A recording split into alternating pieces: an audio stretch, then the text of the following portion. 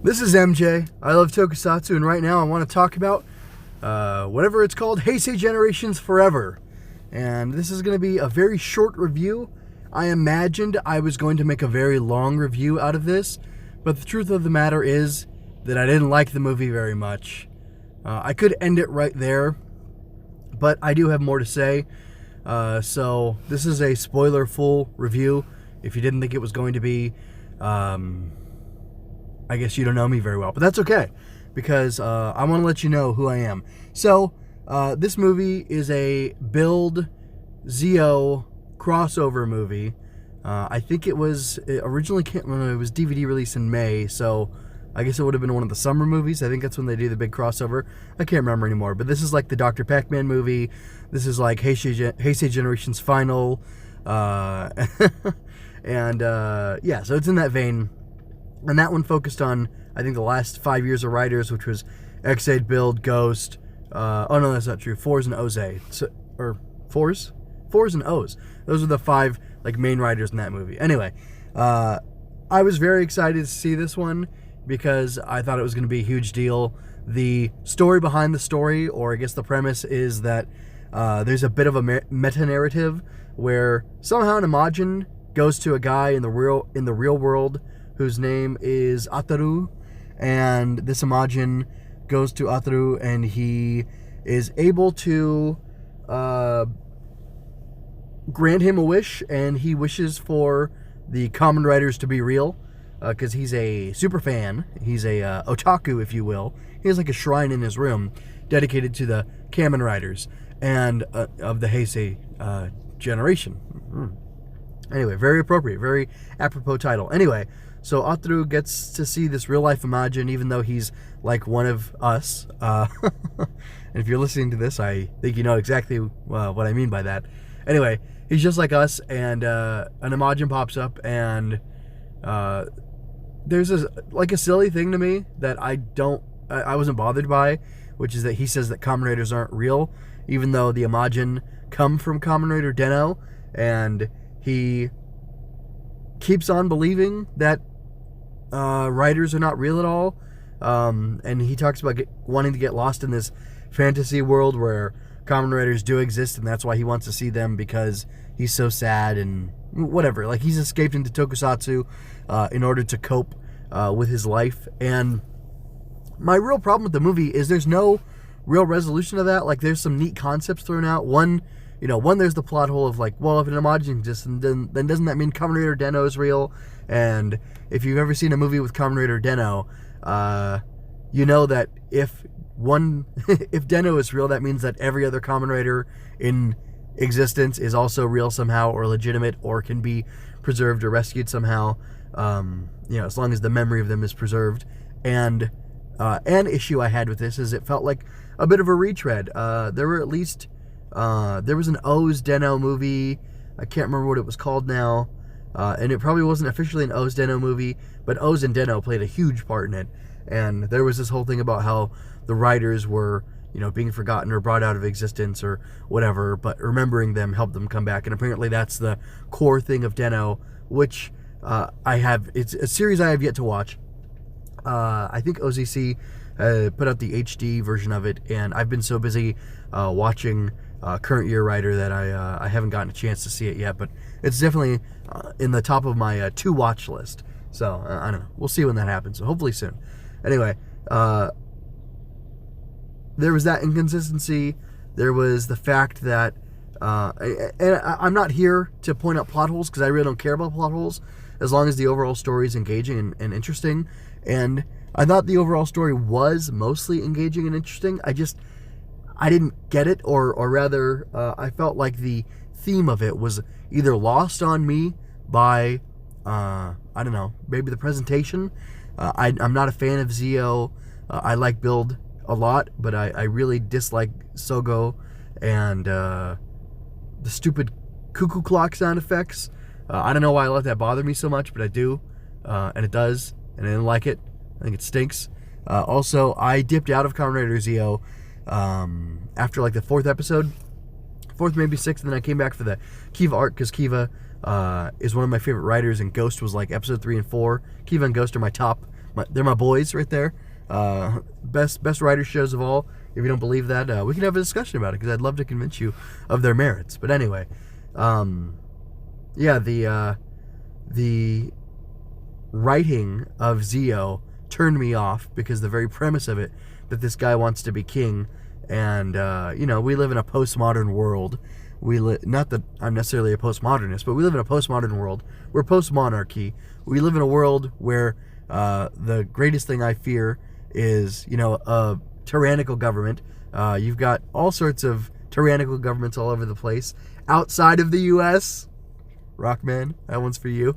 Anyway, that's not what I want. And Kamen Rider has always stood against tyranny. And I get the conceit that he's becoming a king, and he says he's going to become a righteous king, and he's going to be a king and an overlord, whatever, that everyone's going to love, and he's not going to become this, tyrannical dictator who's, stealing all the rider powers and taking over the world and everything, which is an interesting conflict. But the fact that in the very beginning episodes, that issue was never really dealt with, it just seemed like he was going to lean into it, like, yeah, I won't become a dictator, I won't become an overlord. I'll just amass all this power to myself, and it'll be fine. And that seemed like it was going to be the tenor of the show. That really threw me off. I really disliked that. And I don't know, it just made me so uncomfortable that I said, you know what, I'm not going to watch this. I don't think it's very good either. I'm not liking the big stupid writer machines or time machines and some other stuff, the aesthetics. Like, I don't really dig it. I don't like this kid.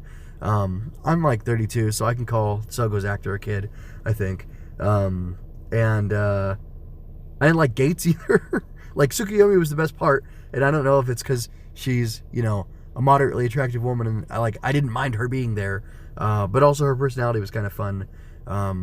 If you wanted to describe her in the worst terms, the most flattening terms of humanity, I guess she's a tsundere, and being that I enjoyed Asuka Langri Soryu so much from Evangelion, I like that type of character.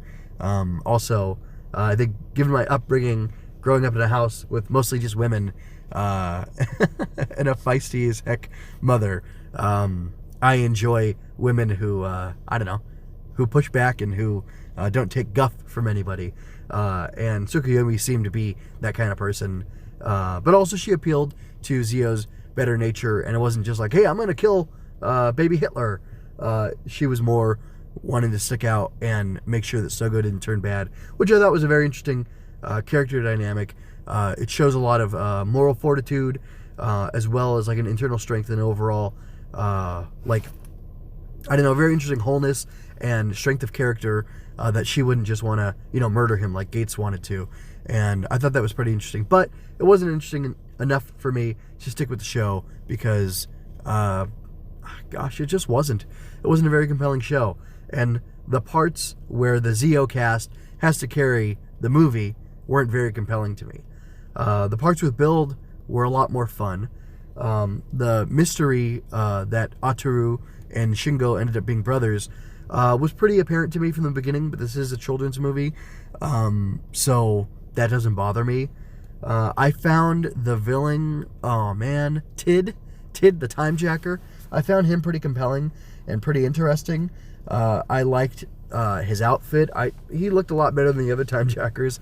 I liked that weird sun circle thing that he had on the back of his hand that turned into an eye when he put it over his face.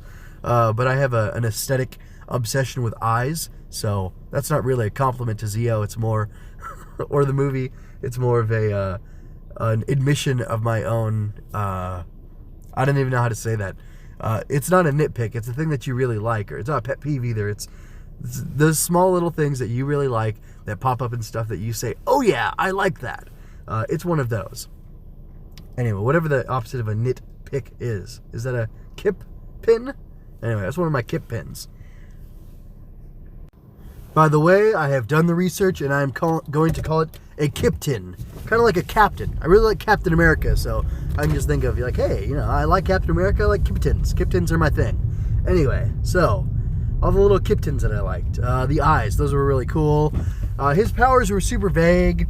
It looked different from the way the other Time Jackers are able to operate in Zeo. So, Build is along for the adventures, this veteran writer, and I guess this movie happens like halfway through Zio, because I looked up who the writer was, which it was surely the writer of, the main writer of Zio, so, that does not go a long way for me. Unfortunately, given my thoughts, appealings, whatever my thoughts and opinions and assessment on Zio itself. But one interesting thing about this movie, and I'll try not to make this too much of a self-indulgent aside, I could kind of tell that I was not going to like Kamen Rider Zio very much. So while it was airing, I went ahead and did a little side project that I call Another Rider Cast, where I sample the first two episodes of every Heisei era Kamen Rider from Kuga to Zio. And I think there was an episode 0 where I was like, hey guys, I watched Zio, I did not like it, these are the reasons why, etc., etc. And after that was over, I went ahead and I said, look, this is Kamen Rider Kuga, these are the things I like about it. I talked about like design, cast, and cast and or design and aesthetics would have been the same thing. I talked about the premise, the design, and the cast of each show, and so I had to watch 40 episodes of Kamen Rider for that, and that was pretty great experience. And I just kind of talked about, hey, this is what I'm getting out of these first two episodes. This is what I liked about it, what I don't like about it. These are my hopes and dreams for the series. Now, I haven't seen all of the only writer I've seen all the way through from Kuga to Decade is actually Kiva. And then post-Decade, I think I've seen everything all the way through. Yeah, that is correct. Decade and on, I've seen all the other writers all the way through. So I want to stop complaining about this movie and start talking about some of my highlights. And it's still kind of a demerit or a backhanded compliment. Really, the Den-O parts were my favorite.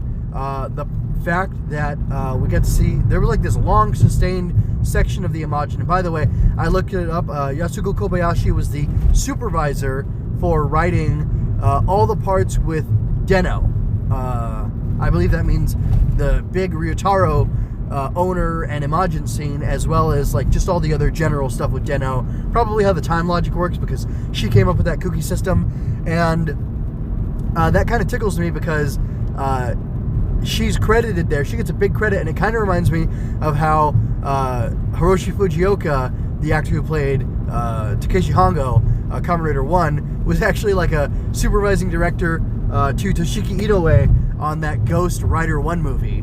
And you can kind of tell the different parts where the guest or executive, not executive, but like supervising writer is taking over in both of those movies. And I just thought that was pretty darn interesting. Because honestly, that scene with Ryotaro, like the original Ryotaro, I cannot remember the actor's name at the moment. It was funny, my niece asked me about it like a year ago. I was like, you mean this guy from like the Kenshin movies? He started off as a Kamen Rider. I'm kind of trying to like slowly, gently get her interested in Kamen Rider. It hasn't happened so far, but she likes a bunch of other, she likes J-pop, and she digs the Persona series and some other stuff. So, whatever. She can live her own life. She doesn't have to like writers because I like it. Anyway, but man, that guy's cool, and I'm totally blanking on his name. I'm not going to pause and look it up because it's not a good time to do that, and that's too bad. But seeing him back, seeing his performance, seeing the Imagine switching bodies, just the the art of it, of the suit actors, and I don't know if that was Seishi Takawa as Den-O at that time. I would imagine, being the fact that it wasn't a big fight scene, and you would need the nuance of the performances, that it probably was him. But hats off to whoever did it. It was very charming, and it was a little saccharine, a little sappy, but there's this exchange about how we'll never forget you. And I know that's something I complained about earlier because it feels like a little bit of a retread of what's happened when Den-O's been involved in previous crossover movies, but it felt really good. And there's even this scene where Momotaro's turns back to Ryotaro, and who's the original Den-O role, because if you don't know, there's an original Den-O actor, and then there's somebody who takes over later. He's not recast, I don't think.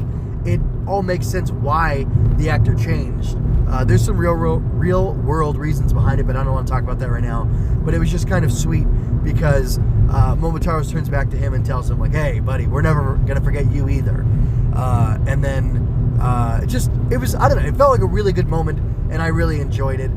Enjoyed all the performances. The whole idea of that scene was really great, and I guess it served as a interesting pivot point for the movie, because at that point things really take off and I really start enjoying it, and I feel like a kind of silly Rider fan. I used to listen to RRR back in the day, and I can't remember if it was Jedimon or one of the other guys, but they had this joke that Toku fans are easy, and all you need to do to please Tokusatsu fans is get a bunch of Kamen Riders showing up shoulder to shoulder, because in crossover movies at the time that I was listening, which is I think just a little bit past O's, maybe like O's Forze era, I think Megamax might have been one of the ones, but Megamax is actually, like, Megamax stands out against the other, like, as an exceptionally good movie, I think, compared to most of the other big Rider crossovers. But this kind of harkens back to the older Rider crossovers. Like I said, I believe it's the O's Den-O one, and maybe even like the Decade All Riders versus Daishocker or whatever. It could have been Dawson Rider. Anyway, the argument or the complaint was that Toku fans are easy because basically you can make a substanceless movie, a movie that doesn't really need to exist except to sell more toys or to sell movie tickets or whatever, for a little bit extra money, and all you have to do is get a bunch of the old suits out of storage, put them on extras, and then have them stand shoulder to shoulder, do some, cool shots with maybe some explosions behind them, and, that's going to be enough to please these people. And,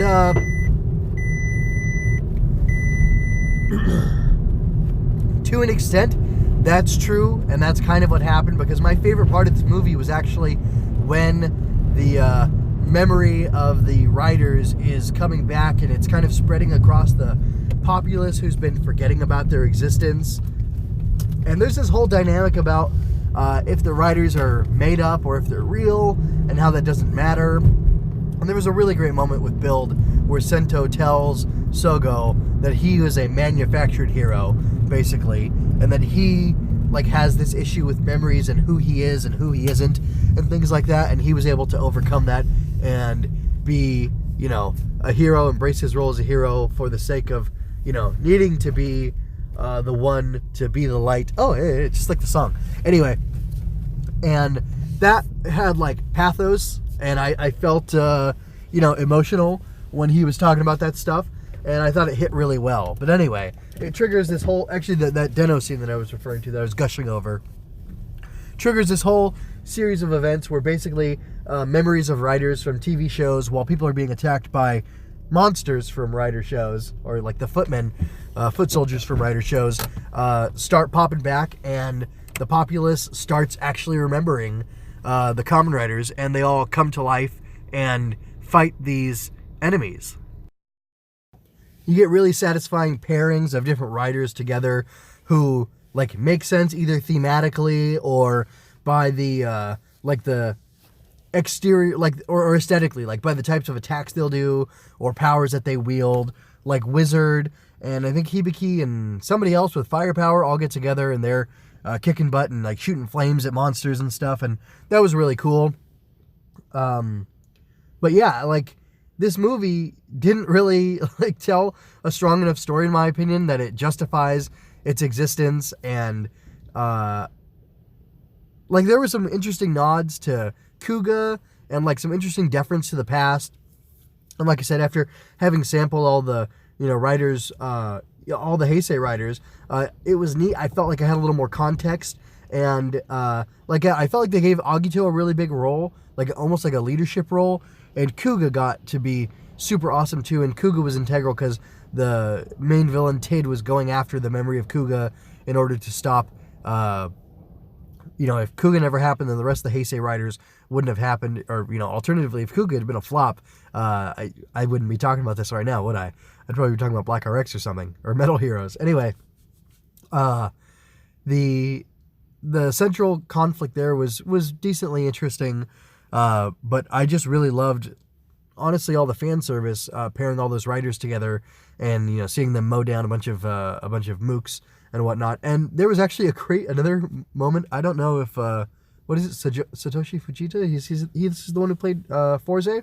I don't know if he came back into the voice role, but there's one point where Forze Wizard, maybe Exit Ghost, those kinds of guys, the Heisei Generation's final guys, I think, all come out of like, it's interesting the way the riders just like appear from behind people, like they're coming out of the crowd and they emerge to take on the the foot soldiers that are attacking people.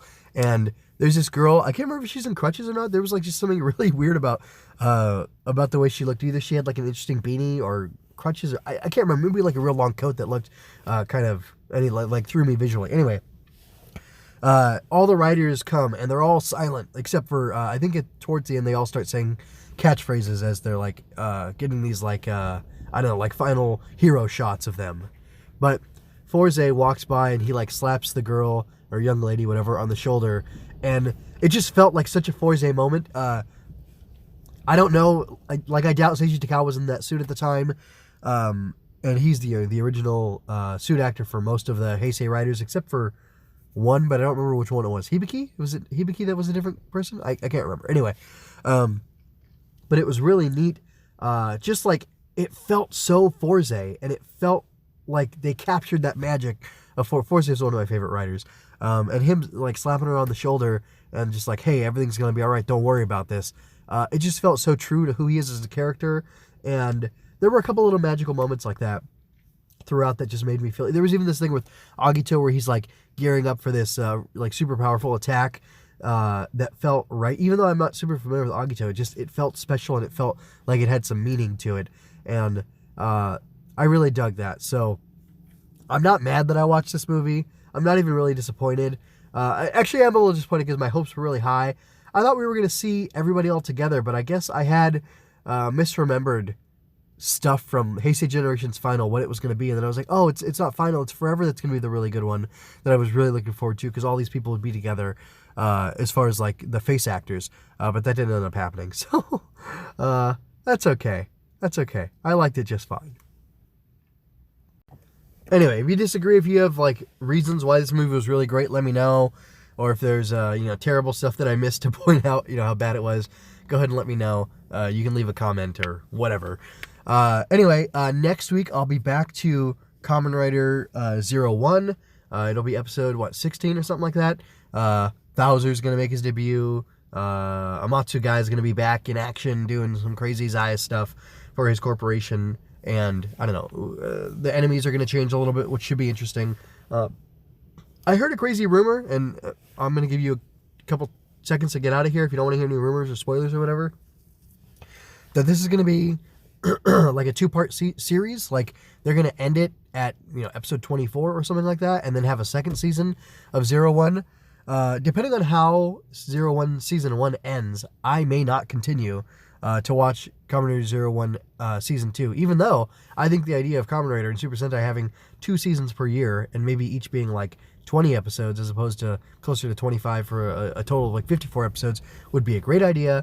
You could do sequel series, like maybe you do like one half of a show this year, and then like 2 or 3 years later, if a show's super popular, you do a sequel series of that. You bring back the suits, you add a little more stuff in, and I don't know, you get a little extra money out of it, and you give actors and writers a chance to rest and anyway, whatever, I don't know, interesting. But if I don't like the way 01 Season 1 ends, if there is in fact going to be 2 and it's going to be shorter, like around 24, 25 episodes, then I'm going to switch up and follow my dreams, really listen to my heart, and watch the writers I want to watch, not watch the writers I think are going to get me the most engagement from people, because I have been enjoying 01. I wouldn't be reviewing it if I didn't, which is why I went over to Zio and did another writer cast thing. But just being honest and sharing, I don't know, like what's in my heart, what I'm thinking, whatever. And anyway, anyway, I'm gonna get back to talking about the show stuff, because you probably don't care about my life. But if you want to know what I was gonna say about the way I'm changing my life and changing myself, day by day, month by month, you can ask me. Anyway, I'll go into my closing spiel after I let you know. I'll just go into my closing spiel. MJ Loves Toku can be found on YouTube, iTunes, Google Play, and Stitcher. Check out mjmunoz.com for my other review series on other writer casts, which I mentioned here today.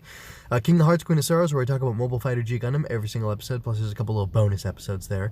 And then Going Ultra, where I talk about Ultraman. I talk about SS.Gridman, as well as Ultra Fight Galaxy, New Generation Heroes, and the Netflix Ultraman series, which was Was it 13 episodes? Anyway, they're coming out with the season 2. When that comes back, Going Ultra will come back, and I'll talk about it then. And then I also have Swing Through Comics linked over there at mjmunoz.com, which is my comic book review series. I've now determined that I'm basically going to go comic by comic in like release order date, sort of. Once I get past the first couple issues of Captain America, I'm going to jump ahead and just focus on going through the 60, 61, 62, 63, where you have Fantastic Four, Spider-Man, Ant-Man, Thor, Iron Man pops up at some point, and I'm just kind of going to go issue by issue, release by release, because I feel like there was probably a little bit more synergy and cohesion between the stories at that time, and I also love early Spider-Man, and I dug the first issue of Fantastic Four, and I love those early Captain America comics so far, and I just want to see like what was Ant-Man and Thor like at first, because like Thor apparently wasn't from Asgard, and basically like I don't want to be a comics history guy, but I just want to know like why did comics work and why are we so into them? Kind of like the reason why I watched the original Kamen Rider subs when Kit Subs put them out way back when, because like I wanted to know like why does this work. I went back to Black. I watched. It's funny. Here's a little of my Toku bio. Power Rangers, whatever. I liked it. I still enjoy some aspects of it. Older seasons, I like the newer stuff, not so much, whatever, it doesn't matter. But I watched Dragon Knight, and I was like, oh, this is kind of cool. Like, I like this. It reminds me of, oh, wait, isn't this like Masked Rider from that show, Masked Rider? And then I watched season 3, you know, Friend from Edenoi or Message from Edenoi or whatever. I was like, oh, Masked Rider, he's so cool. And then I watched Masked Rider, and I was like, oh, they totally changed the character. I don't like this. And then I realized, hey, there's like this Kamen Rider Black, and he's related to Black RX, who's Masked Rider. I'll check that out. Anyway, I think I watched all of Black, then I was watching Forza at the time, and then, like, I checked out a bunch of the original Rider. Like, Dragon Knight got me to check out Black, which was the oldest I knew at the time, and then I found out about Rider 1, and I watched that, and I loved it, and I said, you know what, this series is definitely something for me, and that's why I'm still here, 10 years later. Anyway, oh, golly, what else am I going to say? Yeah, I got to continue my spiel. But I'm basically doing the same thing for comics, because I really like those early Marvel comics, apparently. Like, Spider-Man has such staying power for me, and I like the Fantastic Four and different aspects of it, so I thought, let me explore this and find out exactly why it worked for me so well. And so far, it's been a really fun journey, and it's been really compelling to read those old comics. I also review newer comics, like I did the latest Rise of Kylo Ren, the Star Wars comic, and I do the J.J. Abrams, Henry Abrams comic. There's only 2 more of those left, but those are on my channel. And then I also did the fantastic run of Spider-Man Life Story by Chip Zdarsky, which was a really enjoyable series. That's a definite recommend if you like comics at all, but I'll stop talking about comics now. I also have writing projects that I put up on mjmunoz.com, because as much as I like tokusatsu and comics and whatever, I really do want to be a writer, and I'm working on getting a book published right now, a children's book, but that's for another story. I won't take up any more of your time. Anyway, if you love what I do and you want to support me, my Ko-fi and Redbubble accounts have you covered. Relevant links are below. If you had a good time, like, share, leave a comment, whether that's on YouTube or on my website or wherever. That'd be great. Anyway, you can subscribe and ring that bell to stay current with my weekly 01 reviews. And remember, you don't have to shout Henshin to be a hero. Yeah, that's pretty much all I have to say. Gosh, I felt like there was something else, but I also feel like I kind of abused your attention here, listener, and I apologize for doing like a really long outro.